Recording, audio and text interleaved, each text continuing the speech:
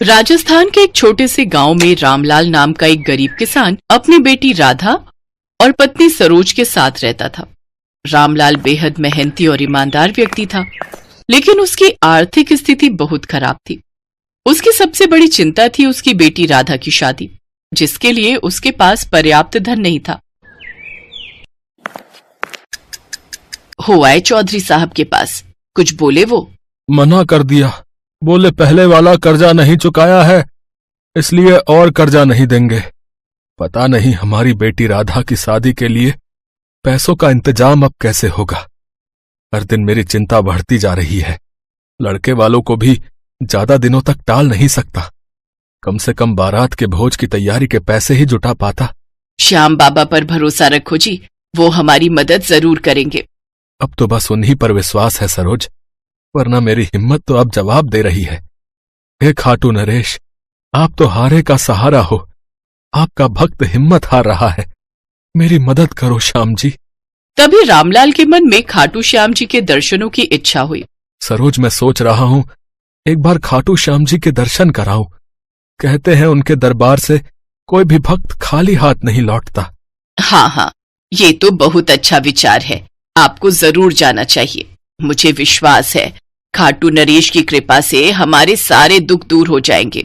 रामलाल ने खाटू नगरी जाने का निर्णय लिया, पर अगले दिन जब वो उनके दर्शनों के लिए घर से निकलने लगा, तभी चौधरी आ गया। क्यों भाई, बोरिया बिस्तर बांधकर कहाँ जाने की तैयारी हो रही है? चौधरी साहब, खाटू श्याम जी के दर्शन के लिए जा रहा हूँ। दर्शन तो तू करके आ जा, पर आते ही मेरा कर्जा तूने चुकाना है, वरना एक भी दिन ऊपर हुआ तो मैं दुगने पैसे लूंगा। चौधरी साहब, मेरे पास तो इतने पैसे हैं नहीं कि मैं आपका सारा कर्जा एक बार में चुका सकूं। मैं कोशिश करूंगा कि थोड़े थोड़े करके आपको पैसे दे दूं। आप तो जानते ही हो, राधा की शादी के लिए पैसों की बहुत दिक्कत आ रही है। मैंने आपसे भी मांगे थे, पर आपने मना कर दिया। मुझे कर्ज चुकाने के लिए थोड़ा समय दे दीजिए। कोई समय नहीं दूंगा। जैसे ही तू दर्शन करके लौटेगा फौरन मेरे पैसे दे देना, वरना मेरे लड़के आकर तुझे और तेरे परिवार को इस घर से धक्के मारकर निकाल देंगे, और तेरा घर का सारा सामान और वो तेरा जमीन का टुकड़ा मैं अपने कब्जे में कर लूंगा, समझा? जा रहा हूँ, 2 दिन बाद फिर लौटूंगा। चौधरी धमकी देकर चला गया। रामलाल खाटू नगरी खाटू नरेश जी के दर्शन के लिए चल पड़ा। जब वो बस में बैठा तो उदास रहा, पर उसके मन में एक विश्वास भी था कि खाटू श्याम जी उसकी सहायता जरूर करेंगे। रामलाल बस से उतरा और खाटू नरेश जी के दर्शन करने उनके मंदिर पहुंचा।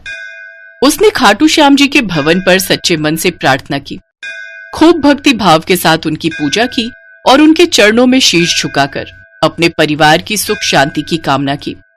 दर्शन करके जब रामलाल वापस आने के लिए बस स्टैंड जा रहा था, तभी रास्ते में सड़क के किनारे उसे एक सेठ मिला जो थोड़ी परेशानी की हालत में था। भाई, जरा सुनो, मुझे तुम्हारी मदद की जरूरत है। अचानक मेरी तबीयत खराब हो गई है।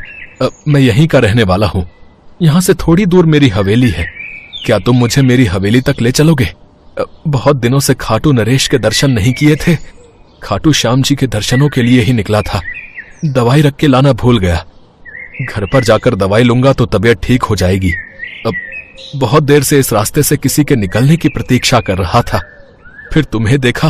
अब तुम बहुत भले मानव लगे, इसलिए तुम्हें आवाज लगाई।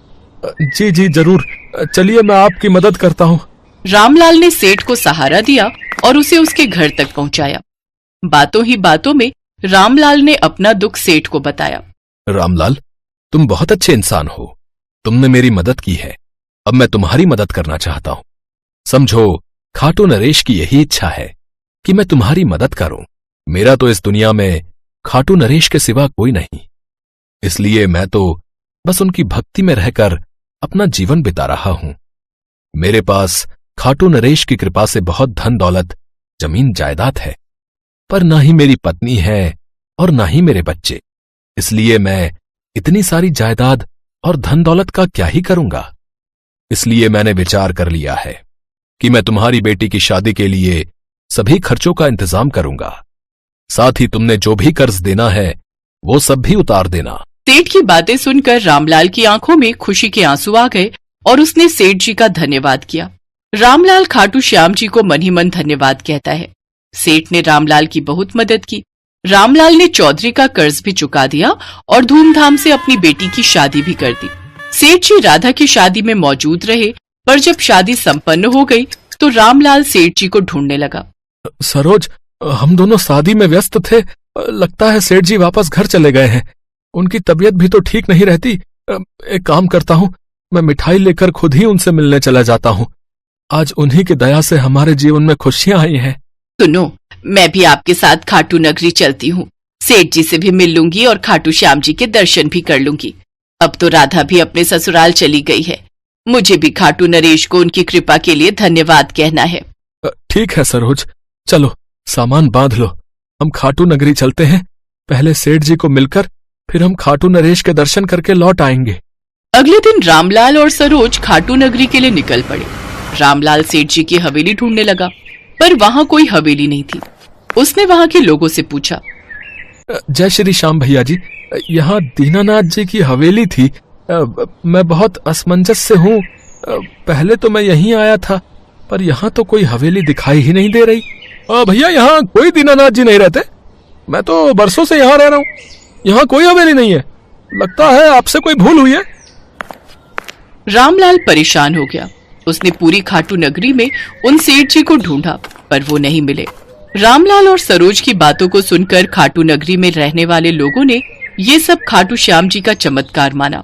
रामलाल को एहसास हुआ कि वो कोई साधारण सेठ नहीं थे, बल्कि स्वयं खाटू श्याम जी थे, जिन्होंने उसकी मदद की थी। यह जानकर उसकी आंखों में आंसू आ गए और उसने खाटू श्याम जी के मंदिर में जाकर उनका धन्यवाद किया। रामलाल और सरोज खाटू श्याम जी के चरणों में रो पड़े। श्याम जी, आपने मेरे जीवन की सबसे बड़ी समस्या हल कर दी। मैं आपका तहे दिल से आभारी हूँ। हे श्याम बाबा, आपकी सदा ही जय हो, सदा ही जय हो। हारे का सहारा खाटू श्याम हमारा। रामलाल और सरोज खुशी खुशी खाटू श्याम जी के दर्शन करके घर लौट आते हैं। ये कहानी हमें सिखाती है कि सच्ची श्रद्धा और विश्वास से भगवान हर समस्या का समाधान कर सकते हैं। खाटू श्याम जी ने रामलाल की मदद करके ये साबित किया कि वे अपने भक्तों की हर मुश्किल में सहायता करते हैं और उनकी हर इच्छा पूरी करते हैं। उड़ीसा शहर के छोटे से गांव में माधव दास जी रहते थे। माधव दास जी अकेले रहते थे और भगवान जगन्नाथ जी के भजन किया करते थे, और वो हर रोज भगवान जगन्नाथ जी के मंदिर में दर्शन के लिए जाया करते थे। वो सिर्फ जगन्नाथ जी की भक्ति में ही मस्त रहते थे। उन्हें सांसारिक जीवन से कोई मोह माया नहीं थी। एक दिन अचानक माधवदास जी की तबीयत खराब हो गई। उन्हें उल्टी दस्त का रोग हो गया। वो बहुत ही कमजोर हो गए कि उठने बैठने में भी उन्हें समस्या होने लगी। माधव जी अपना कार्य स्वयं करते थे। वो किसी से मदद नहीं लेते थे। जो व्यक्ति उनकी मदद के लिए आता था उनसे कहते थे, मेरे प्रभु, मेरे जगन्नाथ जी स्वयं मेरी रक्षा करेंगे। ऐसे ही कुछ दिन और बीत जाते हैं। माधव जी की तबीयत और खराब हो जाती है। अब तो वो मलमूत्र भी बिस्तर पर त्याग देते थे, परंतु उन्होंने अपनी भक्ति और आस्था जगन्नाथ जी पर से नहीं छोड़ी। इतना बीमार होने के बाद भी वो नियम से जगन्नाथ जी की आराधना किया करते थे। यही दूसरी ओर जगन्नाथ जी अपने भक्त की उन पर आस्था देखकर अत्यंत खुश थे। तभी बलदेव जी जगन्नाथ जी से कहते हैं, हे प्रभु, आपका प्रिय भक्त इतना कष्ट में है, आप उसे दूर क्यों नहीं करते? उसके पूर्व जन्म के कष्ट हैं जो उसे भोगने ही होंगे, पर उसने मेरी इतनी भक्ति की है, इस कारण मैं पृथ्वी लोक पर जाकर उसकी देखभाल करूंगा। तब स्वयं जगन्नाथ जी सेवक के रूप में माधव जी के पास उनकी सेवा करने के लिए जाते हैं। वो माधव जी की बहुत सेवा करते हैं और उनके गंदे वस्त्र भी भगवान जगन्नाथ जी अपने हाथों से स्वयं साफ किया करते थे और उन्हें स्नान भी कराया करते थे। भगवान जगन्नाथ जी की सेवा से जब माधवदास जी स्वस्थ हुए और उन्हें होश आया, तब भगवान जगन्नाथ जी को उनकी सेवा करते देख वो तुरंत पहचान गए, ये मेरे प्रभु ही हैं। देखो माधव, मुझसे भक्तों का कष्ट सहा नहीं जाता, इसी कारण मैं तुम्हारी सेवा करने के लिए स्वयं आया हूँ, और जो पूर्व जन्म के कष्ट तुम्हारे भाग्य में लिखे हुए हैं वो तो तुम्हें भोगने ही पड़ेंगे। अगर उस कष्ट को इस जन्म में नहीं भोगोगे तो तुम्हें फिर से एक और जन्म लेकर कष्ट भोगना पड़ेगा। मैं नहीं चाहता था कि मेरे भक्त को उसके पूर्व जन्म के कष्टों के कारण अगला जन्म फिर लेना पड़े। इसलिए माधव मैंने तुम्हारी सेवा की। अगर फिर भी तुम कह रहे हो तो मैं अपने भक्त की बात नहीं टाल सकता। अब भी तुम्हारा ये रोग 15 दिन का और शेष है, इसलिए वो 15 दिन का रोग वो मैं ले लेता हूँ। 15 दिन का वो रोग जगन्नाथ प्रभु ने माधव दास से ले लिया। तब से भगवान जगन्नाथ जी 15 दिन के लिए बीमार रहते हैं। तब से आज तक हर वर्ष से यही चलता आ रहा है। ज्येष्ठ पूर्णिमा को भगवान जगन्नाथ जी को ठंडे जल से स्नान कराया जाता है। इस स्नान के बाद भगवान को बुखार आ जाता है। 15 दिनों तक भगवान जगन्नाथ जी को एकांत में एक विशेष कक्ष में रखा जाता है, जहाँ केवल उनके वेधा और निजी सेवक ही उनके दर्शन कर सकते हैं। इस दौरान भगवान जगन्नाथ जी को फल के रस, औषधि एवं दलिये का भोग लगाया जाता है और रोग मुक्त करने के लिए उन्हें काढ़ा भी पिलाया जाता है। भगवान के स्वस्थ होने पर अपने भक्तों से मिलने रथ पर सवार होकर निकलते हैं, जिसे रथ यात्रा कहा जाता है। इस रथ यात्रा में भगवान जगन्नाथ जी के साथ साथ उनके भाई और बहन भगवान बलदेव और देवी सुभद्रा की भी रथ यात्रा निकलती है। रथ यात्रा प्रतिवर्ष आषाढ़ मास की शुक्ल पक्ष की द्वितीय तिथि को निकलती है।